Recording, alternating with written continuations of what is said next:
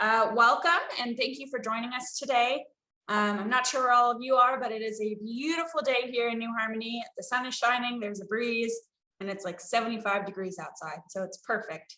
But we're so glad that Dr. Matthew Roberts is joining us today, and we're thankful for him being a part of our Robert Owen 250th celebration. I am Claire Eagle. I'm the Interim Assistant Director here at Historic New Harmony. Historic New Harmony is a unified program of the University of Southern Indiana and the Indiana State Museum of Historic Sites. Following a pretty successful year last year of virtual programming, we decided to continue it into our Robert Owen 250th celebration. A few housekeeping things before we get started. Please do keep yourself muted. If you have questions or comments that you would like to share, you can get those to us in the chat, and I will be sure to get them to Dr. Roberts at the end of this presentation. This presentation is being recorded and will be posted to our Historic New Harmony playlist on the USI YouTube page in the next few days. So if you have to leave early for any reason, or if you're having internet issues, don't worry, you'll get to see it. And with that, I will introduce Dr. Matthew Roberts. He is an associate professor in modern British history at Sheffield Hallam University in the United Kingdom. He is a historian of 19th century Britain and the Anglophone Atlantic world, and works mainly on the history of popular politics and protest, the visual and material culture of politics, and more recently, the history of emotions. His book, Chartism, Commemoration, and the Cult of the Radical Hero, was published by Routledge in 2020 and is now available in paperback. His talk on Robert Owen today arises from his current book project, Democratic Passions, The Politics of Feeling in British Radicalism, 1809-1848, which will be published by Manchester University Press in May of 2022. And with that, I will stop sharing my screen and pass it on over to him. Thank you very much, Claire, for that lovely introduction. And it's great to be with you all in inverted commas. So thanks for having me.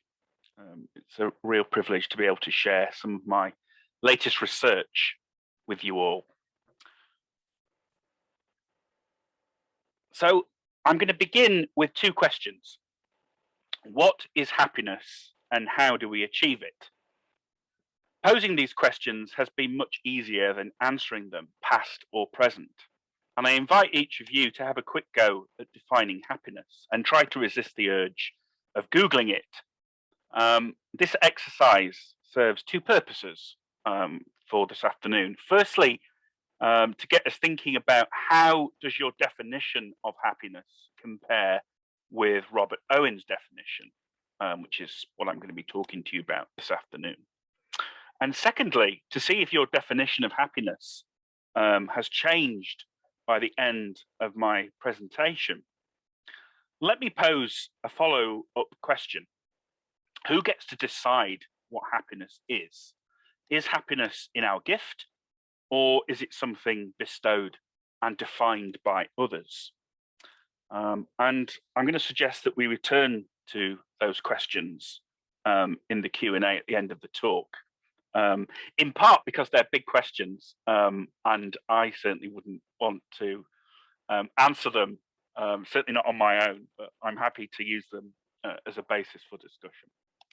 While you're thinking about these questions, let me introduce Robert Owen to you, who I suspect is known to many of you, if not all. He certainly thought he knew what happiness was and how to achieve it. Universal happiness was the goal of his, quote, new moral world, or the rational system of society, the names that he and his followers, socialist followers, gave to their communitarian system. This world would replace the old immoral world of capitalist competition, private wealth, and families, along with the institutional power of religion. Owen promised to eradicate the bad passions, as negative feelings were called in the late 18th and early 19th centuries. As he told the inhabitants of New Lanark in Scotland, the location of his cotton factory, then one of the largest in the world, quote, when these great errors shall be removed, all our evil passions will disappear. No ground of anger or displeasure from one human being towards another will remain.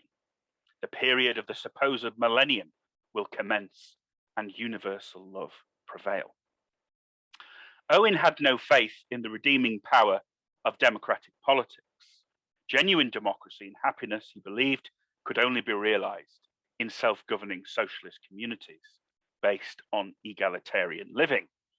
And you can see here some of the propaganda that was produced to drum up support for his idea of utopian communities. Not the reality, but the image. A total of 29 Owenite experimental communities were established, 9 in Britain and 20 in North America, mostly between the 1820s and 1840s. Each of these communities soon failed due to a combination of differences of opinion on how and when to implement equality, what form that was to take, along with financial problems, the persistence of various forms of individualism, the lack of necessary skills, to say nothing of Owen's high-handedness and absenteeism. Ironically, the experimental communities collapsed amidst rising unhappiness. I'm happy to say more about Owen's backstory in the Q&As if people are interested. But I'm going to pass over now to my main theme for this afternoon. Here I've just summarized some of the main events in Owen's life, which again, I'm sure is familiar to some of you, if not all of you. Owen, of course, comes to the United States of America in 1824, having learned of how frontier conditions in the United States lent themselves, in his view, to setting up alternative communities, several of which had come into existence by the early 19th century. Intriguingly for Owen, one was for sale at Harmony, Indiana, which had been set up by the Rappites, the millenarian followers, the German pietist George Rapp, which Owen bought in 1825. And New Harmony, as it was renamed, was transformed into an experimental socialist community. Now, if Owen's story is relatively well known, much less, seems to me, has been written about what exactly he meant by happiness, my theme for the remainder of this afternoon. My focus will be the key ideas behind New Harmony and other Owenite communities, rather than the communities themselves and the history of those who flocked to places like New Harmony, though I will certainly be touching on these areas. Let me provide a little bit of context. For the first time in history, happiness was politicized in the late 18th and early 19th centuries on both sides of the Atlantic, as radicals, revolutionaries, and reformers claimed that good government should promote the happiness of the people. We might note by coincidence the reference to happiness in the Declaration of Independence in 1776.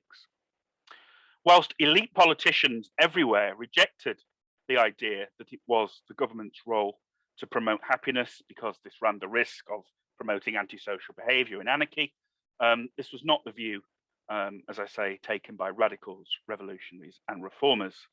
The historian Peter Stearns, one of the foremost experts in the history of emotions, who has written on this, has called this period in the late 18th century a happiness surge, citing a whole range of factors for the rising happiness.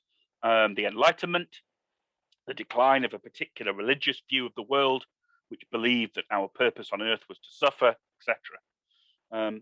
Now, in contrast to the dominant view held by the political elite, that it was neither possible nor desirable to make everyone happy, Owen believed that this was now possible because of the wealth countries like Britain and the United States were generating. I want to suggest that for Owen and his followers, happiness actually meant something quite specific and tended to be used relatively.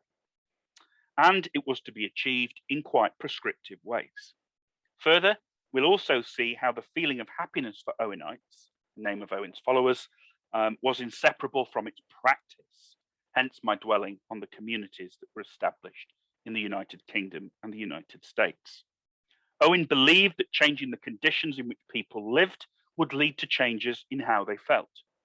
Central here was his belief that happiness would ensue when the passions had been recalibrated, or harmonized rather than restrained per se, though he never satisfactorily resolved the tension between the need to restrain some passions and unshackle others. Focusing on the tensions and contradictions in Owen's formulation of happiness, I want to suggest sheds new light on the reasons why Owenism failed. Given the importance that was attached to happiness and feeling in Owenism, these tensions and contradictions, I will suggest, amounted to a fatal flaw. So Owen believed that such was the plasticity of human character that it could be made rational or irrational. Now, this was a commonplace of Enlightenment thinking that he may have picked up from the English radical philosopher William Godwin, who was a key influence on the young Owen, but there are many other influences as well, such as Scottish moral philosophy. Given the right circumstances, the removal of want and careworn anxieties, and through education, habit, and discipline, individuals will be able to curb the baser passions of envy, hatred, jealousy, and anger. Now, in the view of some of Owen's detractors, of which there were many in both Britain and America, the new moral world was designed to suppress feelings of any kind. Frank Podmore, in his biography of Owen, paraphrasing the English radical Thomas Wooler, contemporary of Owen, his indictment of Owen's scheme noted that the new moral world was little more than, quote, a pauper barracks where men, women, and children would be reduced to mere automata, their feelings, passions, and opinions measured out by rule. But such criticisms, as we shall see, are overstated, not least because Owen's conservative detractors also took the opposite view, that his system was designed, quote, to allow unrestrained indulgence in the gratification of the passions, end quote. So Owen's goal was neither to allow free play for all the passions, nor to create a joyless, docile workforce of automata, or later on, a movement of docile socialist followers. True, some radicals parted company with Owen over democratic reform and balked at his autocratic style of rule. And yet, he was universally respected by the working classes and their radical leaders for the way he tried to raise the dignity of working men and women. Seen from this perspective, Owenism was designed to readmit the working classes, the poorer elements in society, into the category of human, not so much in this case by explicitly contesting the assumption that workers were unfeeling brutes, though that was clearly implied, but more by inculcating a set of empowering feelings anchored in dignity. In other words, I think a large part of Owen's appeal to people on both sides of the Atlantic is it kind of meant to make them feel better about themselves, meant to make them feel better about their lives, dignity and independence that would come from communitarian living. In contrast Dr. to other, Roberts, yeah. I'm so sorry. It looks like the screen's gone blank. Are you still sharing your screen? Oh, yes, sorry, I just blanked it for the It's okay. We just wanted to make sure. Yeah, no worries. Go So ahead. in contrast to other radicals such as Godwin, who I've already mentioned, Owen did not believe that individuals had agency to modify their behavior, including how they felt, though he was not always consistent on this. Now, this view stemmed from his core belief that the character of man is formed for him, not by him. Crucial mantra in Owenism. Character of man is formed for him, not by him.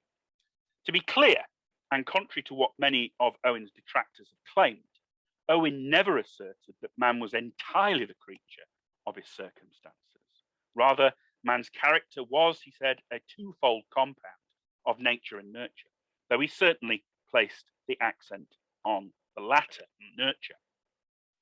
Yet he was insistent that it was pointless to blame individuals for their moral failings and feelings. So implicit in Owen's reasoning here is an inversion of the conventional understanding of the relationship between morality, feeling, and behavior, which carefully preserved political and social hierarchies at this time. In this reading, upheld by religious institutions, wrongdoing was attributed to defective character and bad passions. To put it another way, the deviant, which include working class radicals, trade unionists, socialists, and other subversives. They were unhappy because they were vicious. Owen turned this reasoning on its head by arguing that workers were vicious because they were unhappy. Vice and negative feelings were outputs, not causes of human character. So the onus was thus not on individuals to reform themselves and change how they felt. Rather, the conditions in which people lived needed to be reformed by far-sighted individuals such as Owen. The cost of the erroneous belief that individuals could change the way they felt was, in Owen's view, the unleashing of dangerous and destructive passions. Owen and his followers were acutely conscious of the ways in which capitalism was dependent for its survival on inculcating feelings such as hatred, jealousy, anger, each of which promoted and was rooted in individualism. The unholy trinity of private property, irrational religion, and the private family fostered the growth of all the evil passions, as Owen termed it, and produced the disunion of mind and feeling among all. Now, I think Owen's choice of words here are quite revealing. The unnatural practices of individualism resulted in a disconnect between mind and feeling, of individuals alienated from their true selves. Owen was particularly condemnatory of organized religion, especially evangelicalism, because it not only taught that man was inherently sinful, which in his view condoned base passions and their effects, but also for its arrogance in claiming that man, with the aid of religious instruction, could conquer these passions. This led to the delusion that man could feel as he liked, and under the strictures of religious authorities, he was compelled to love and hate at their command. This extended into the personal and private realm of relations between the sexes. Religion, Owen said, destroyed the natural feelings between the sexes by instituting legalized prostitution in the form of marriage, from which there was no escape for the vast majority of sufferers who had fallen out of love. Hence, Owen's attack on the artificial institution of marriage, as opposed to equal partnerships based on love. His religious enemies naturally retorted that it was only through their intercession that bad passions were restrained. I want to turn now to the question of what Owen meant by happiness. The end of government is to make the governed and the governors happy, he declared at the start of his fourth essay of the New View of Society, set of essays that Owen wrote in 1812 and would form the foundation of his mature philosophy. But what exactly did Owen mean by happiness, and how was this feeling to be achieved? Was his conception of happiness Benthamite, after the English utilitarian philosopher Jeremy Bentham, whose mantra, the greatest happiness of the greatest number, Owen certainly repeated on many occasions? Some scholars have argued that Bentham's principle of utility was the basis of Owen's thinking. But I think the presence of the greatest happiness phrase is something of a red herring here. And in any case, the phrase had become a commonplace of Enlightenment thinking. Owen certainly knew Bentham, as the latter was one of the investors in his New Lanark enterprise, and both men shared a belief that humans were mechanical structures who could be manipulated by legislators. Owen occasionally discussed happiness in terms of the pursuit of pleasure and the avoidance of pain. And in this sense, there were traces of a Benthamite notion of utility. But Owen rejected the individualism that was the cornerstone of Bentham's hedonistic understanding of happiness. By contrast, Owen insisted that an individual's happiness could only be secured through relationships with others, which included a duty to ensure the happiness of all. In short, Owen's conception of happiness was social, not individual. Further, unlike Bentham, Owen did not believe that individuals were necessarily the best judges of what made them happy. And here I urge you to return to the second of the two questions I posed at the start of my talk. Who gets to decide what happiness is? Placing further distance between Bentham and Owen helps us to begin to clarify what Owen did not mean by happiness. As with Bentham, Owen and the Owenites, it has been observed, said very little about what they meant by happiness, or indeed feelings of any kind. In Owen's case, at least, this is not strictly accurate. Reference to the passions, as I've shown already, and the obstacles to realizing happiness both featured heavily in his work and in Owenite literature more generally. Owen implied that unhappiness in the old immoral world was the result of a disjuncture between convictions and feeling, a disjuncture that would be corrected in the new moral world. Nevertheless, there can be no doubt that Owen devoted much more attention to how happiness was to be achieved than with defining what he meant by happiness, which at times extended little beyond a relative notion that what was needed to arrive at this state was simply the removal of negative feelings, which may well be one legitimate definition of happiness. Once removed, this would result in happiness. With a breathtaking certainty that anticipated Marx, who famously dismissed the Owenites as utopians, Owen asserted that when his communitarian system had fully established itself, negative feelings that an individual had about himself or others would just wither away, like Marx's state. Though also like Marx, Owen was vague on why and how this would eventuate. In short, the advent of the new moral world would change how people felt. Large part of this optimism stemmed from Owen's enlightened belief that man was naturally good and sociable, and if his social circumstances were so engineered, irrational feelings would cease to exist.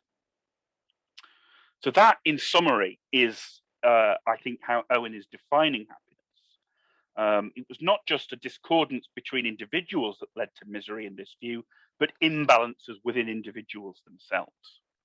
As Owen explained, man is a compound being comprising the physical, intellectual, and the moral. Quote, his happiness can arise only from the harmony existing between these component parts of his nature. Now, the paternalist and ascetic vein in Owen ruled out the selfish and gluttonous pursuit of pleasure.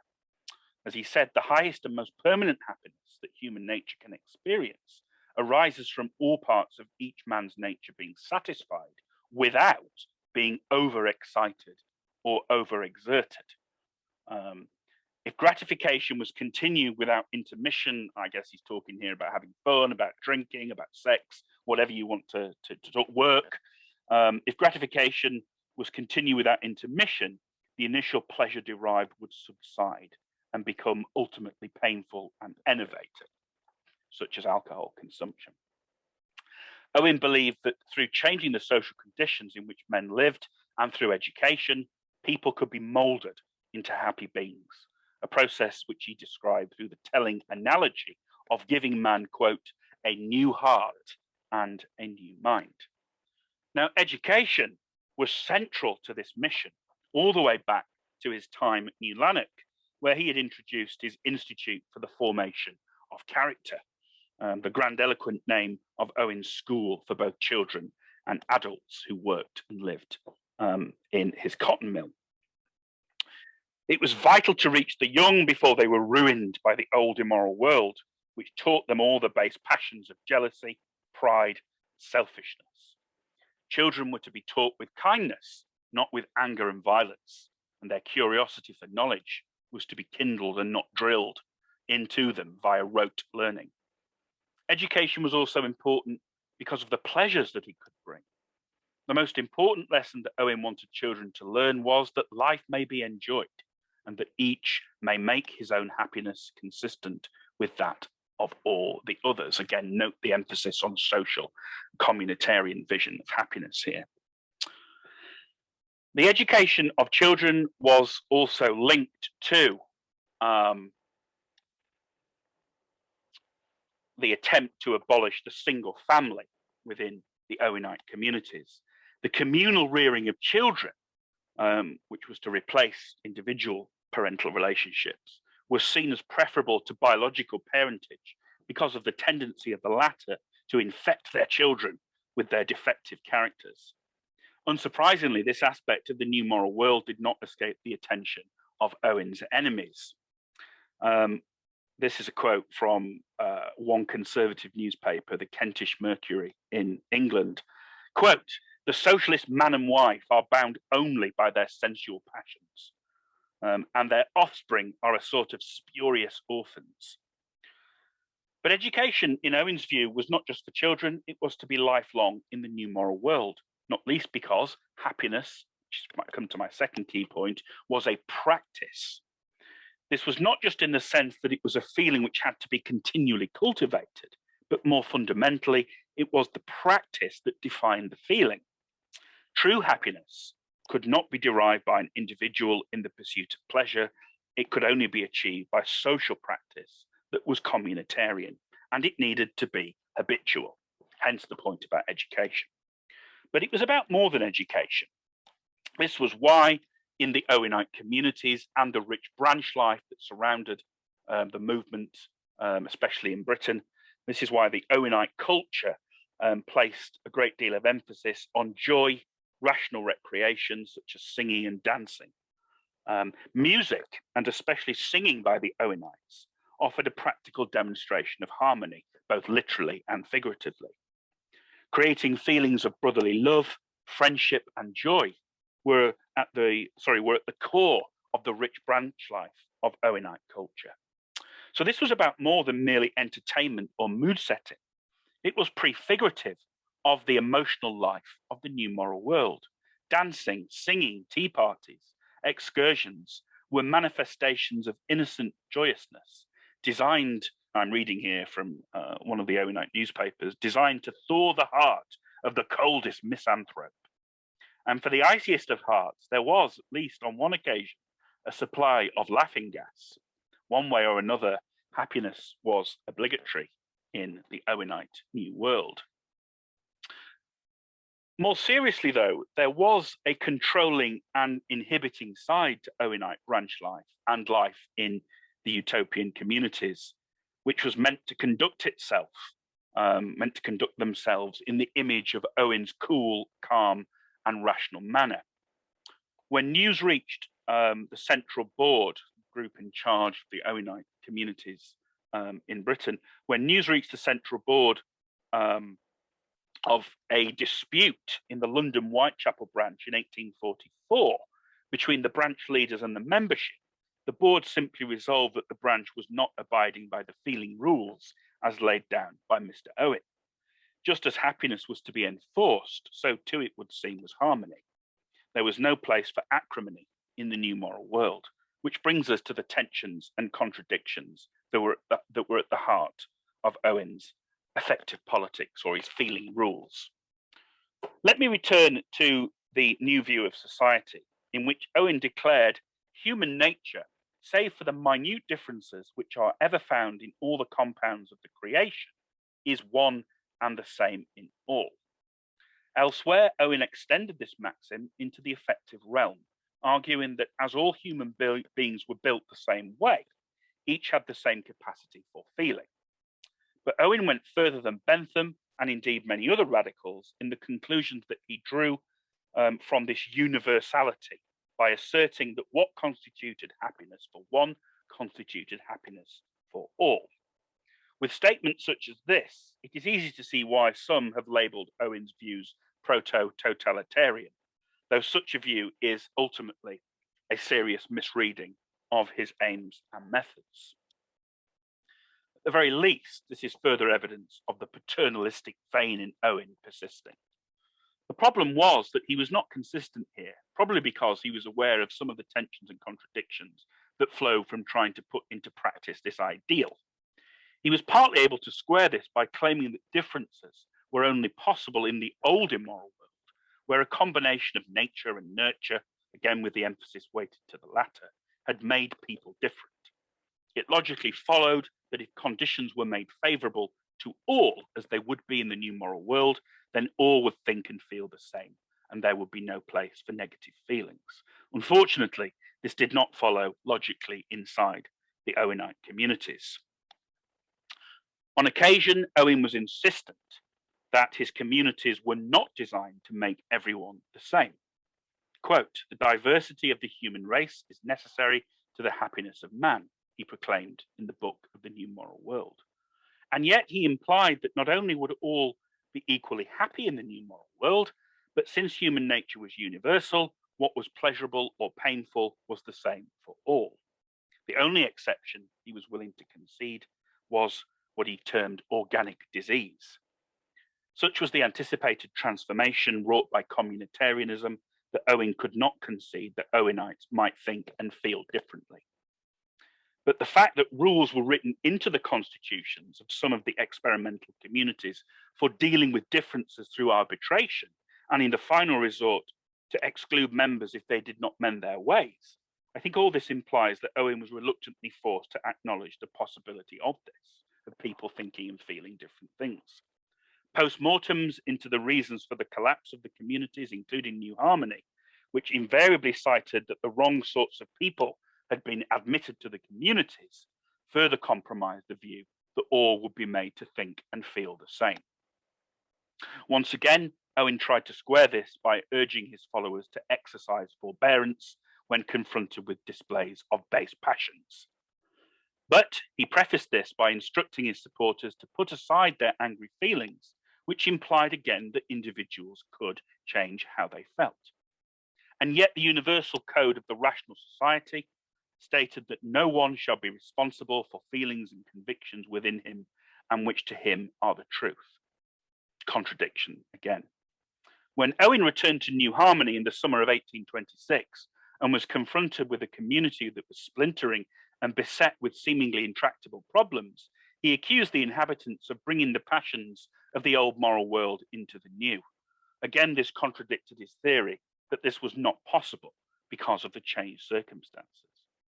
As far as Owen's enemies were concerned, this was all proof positive that he mistook passions for circumstances. The latter could be changed to the most favourable, and yet the base passions would remain because they were an ineradicable element of human nature. Now, my final point that I want to discuss briefly in my talk relates to the ideas of gender, race, and slavery. On the one hand, radical implications issued from the maxim that human nature was, in Owen's words, one and all the same. Universal effective capacity, i.e., we all have the same capacity to feel the same things, this was sometimes cited in support of the equality of the sexes, an important feminist current in Owenite thought. A writer in the New Moral World, Owenite newspaper in Britain, asked women to examine carefully the men who ruled them. Quote, "You will see in them beings like yourselves, subject to the same passions, directed by the same impulses, similar in all respects, save in education and circumstances." Seeking to put their feminist principles into practice, Owen promised women that through the abolition of artificial marriages and single family arrangements, relations between the sexes would become natural, based on a sincere and genuine affection. And if a point were reached where misery rather than happiness existed, then they could legally separate. As the historians Barbara Taylor and Carol Comerton have shown, the reality was somewhat different, even in the experimental Owenite communities, as women were unable to rid themselves of the patriarchalism of the old immoral world as conventional gender roles reasserted themselves. Many women now found themselves working a double day, labouring for the community during the day and undertaking domestic chores at evenings and weekends. Worse still, some mothers were relieved of the one role they yearned for, motherhood, with the community now assuming parental responsibility for the rearing of children, which led to feelings of loss and bitterness. So this was registered, I think, in the effective politics of Owenism, in which the feminist current was undercut by notion of woman's mission, of female purity, of ideas of domesticity and separate spheres. Owen's position on race and slavery was even more contradictory and ultimately even less progressive. True, he never appears to have subscribed to the view that blacks or Native Americans were in any way inferior to whites, and he certainly did not relegate blacks and enslaved African Americans or Native Americans to a category outside of the human, marked out by unregulated and uncivilized emotions. A bit of a mouthful there, but one of the things that my research has been showing is that the way in which elites exclude for example, working class people from the political system is to argue that they have a diminished capacity for feeling. They are either unfeeling or they are the creatures of their passions. Owen never argues this for African Americans or Native Americans, but he did question whether it was the institution of slavery that made Africans miserable, noting that the inhabitants of Africa, in his view, were already wild, savage, and living in misery. For reasons that are not entirely clear, it was written into the rules of the New Harmony community that persons of colour were not allowed to join, though it was permissible to employ them for assistance, which surely reads as a less than obvious cover for slavery. It was left to others, notably Francis Wright, to extend and adapt Owen's communitarian experiment to abolition. Wright established a community at Neshoba, Tennessee, to prepare ex-slaves for freedom by enabling them to pay for their own freedom through labor in the community. Worst of all, though, was Owen's paternalistic view towards the enslaved, which revealed itself most fully during his visit to Jamaica following the winding up of New Harmony. Like many other British radicals, Owen came to the crass conclusion that many enslaved African Americans, provided they had good masters, were in a better condition than white British workers, and, quote, are greatly more free from corroding care and anxiety than a large portion of the working classes in England, Scotland, and Ireland. That view is, I would say, pretty common amongst a lot of British radicals, and Owen is not unusual in claiming that. Not only is the statement revealing of Owen's lingering paternalism, is also indicative of just how cursory and shallow his conception of happiness could be. All that mattered was the underlying conditions, in this case, humane planters, humane slave owners, not how the institution of slavery made individual slaves feel. Let me bring this to a conclusion. There are many reasons why Owenism failed in the sense of the collapse of the Owenite communities, as highlighted by Owen's many biographers and scholars of the movement. A further factor I would like to add is that Owen did not have a coherent, sustainable politics of feeling. Such a conclusion might be accused of bathos until, that is, we recall just how central feelings were in both the journey towards and the destination of the New World. The experimental communities set up in Owen's name did not have coherent feeling rules, rent as they were by even deeper and more fatal tensions and contradictions that bedeviled the wider radical and utopian movements. Feelings were beyond human control, but in the right hands, they could be controlled, even, it would seem, by far-sighted individuals such as Owen, who miraculously was able to transcend the determining power of his own circumstances and check his passions. Were the feelings of humanity to be restrained or given free play? Yes and no, neither and both. But in true utilitarian fashion, and further underlining the contradictory nature of Owenite feeling rules, it was assumed that base passions would simply wither away in the new moral world, and individuals, rightly indoctrinated, would police their own passions, though just in case they did not, the communities were empowered to inflict sanctions and even expulsions.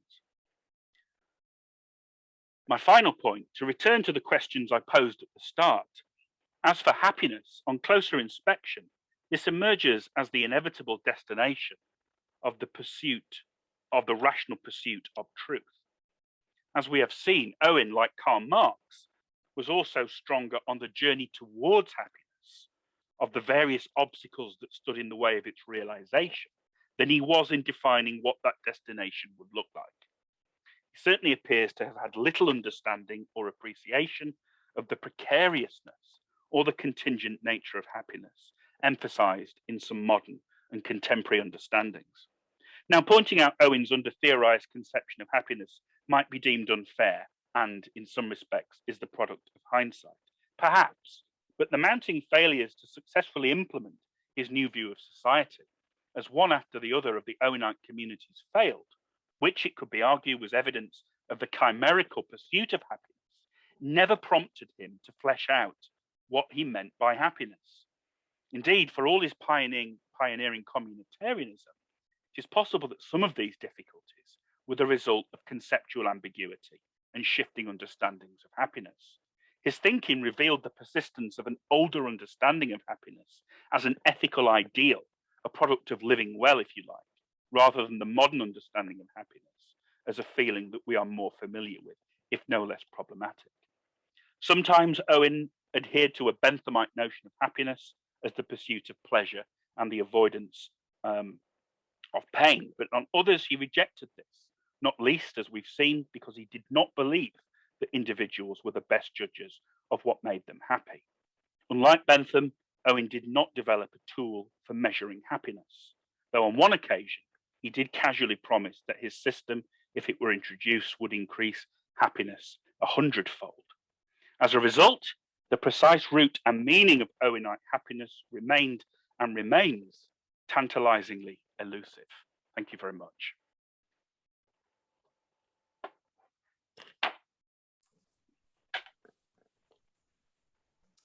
Thank you, Dr. Roberts, for your presentation. It was very interesting.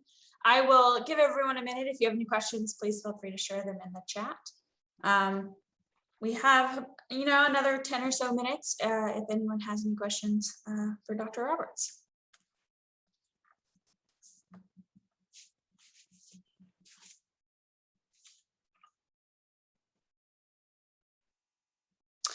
Here we go. Question from Greg Brown. Are you defining failure by the end of efforts to create and sustain a communal economy? The community of New Harmony continued, and many key players did not leave, and key aspects of the community continued. Yeah, good point. I'm not sure what my answer is to that. Yeah, I mean, in a sense, and this is not really that surprising, happiness is realized in spite of Owen, and greater strides are made towards achieving happiness after he's left. I mean, that's a bit flippant, but yeah, I think the problem with Owen, of course, again, this is something that is often emphasized by his biographers. He's great at selling the message, but he's often absent in terms of the detailed day-to-day running of these communities. I really should have mentioned, and I did in a longer version of this paper, I should have mentioned William McClure and the Pestalozzian educator Maria Frottagio, who of course do far more than Owen does to try and make things work at New Harmony. Having bought this, Owen arrives, gives one of his speeches about what happiness is, of course, and then he disappears and tours the States and tries to drum up more support. So yeah, he's not often around to try and make these things a reality and to make them work. So yeah, I think, yeah, how am I defining failure? I am taking Owen's own definition and showing that he failed by his own sort of criteria, if that makes sense. But I'm not necessarily making that point about the communities themselves. I think that's a really good point. We often, in our historic tours, as well as, in a lot of our visitors, they often say that New Harmony was a failure, but I don't necessarily agree with that either. For many of those same points, as Greg mentioned, a lot of those key players stayed. We still had fantastic additions to the fields of science and scholarship and education. But by Robert Owen's own definition, it was a failure. So it's interesting to kind of explore that dichotomy. Any other questions? I'll give it a minute or so before I wrap up.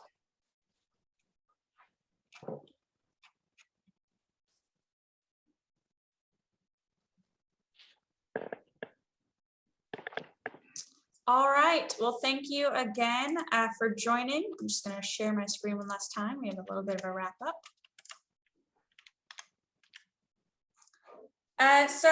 Please stay in touch with us. This is not our last program for the Robert Owen 250th. We still have a few more virtual programs coming up. The next program is with Docy Lewis, and she is presenting Entangled. She is a textile artist as well as a descendant of Robert Owen, and she will be discussing kind of her work and how that relates to her family history. We also have a presentation from Casey Harrison, who is also on the presentation today, former director of communal studies at USI, and his presentation will be in December. So I invite you to visit our website, usi.edu/ON250 to learn more about those virtual conversations. Now, for those of you that are local, we have something else pretty big going on in New Harmony. The Smithsonian is here. We are hosting the Smithsonian exhibit Waterways at the Athenaeum. We invite you to visit. We're open Tuesday through Sunday, 9:30 to 5 p.m. And we also have several programming opportunities as well.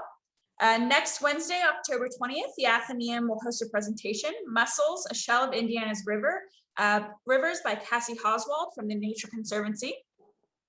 At 9:30 a.m. on Saturday, October 23rd, the 7th annual Wonderful Wabash Canoe event will take place. Canoe and kayakers will be starting from the I-64 bridge in Illinois and ending at the Athenaeum, as well as participating in a short break halfway with educational presentations. And finally, at 6:30 p.m. on Tuesday, November 9th, the Athenaeum will host a screening of the documentary Along the Wabash, which was produced for the Indiana Bicentennial in 2016. Immediately following that showing, there will be a short presentation and question and answer session by the documentary's producer, writer, and director, Suzanne Schwibs, who is a film professor at IU in Bloomington. Stay connected with us. As I mentioned, please visit our website for any information you might need. We're very active on Facebook and Instagram, so I encourage you to check that out.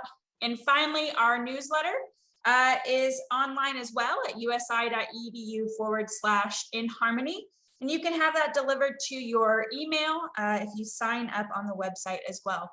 So again, thank you so much for attending. We really appreciate it. I hope you have a wonderful evening, Dr. Roberts, for you, as well as a wonderful day for the rest of this afternoon. Everyone, bye, and I hope to see you soon.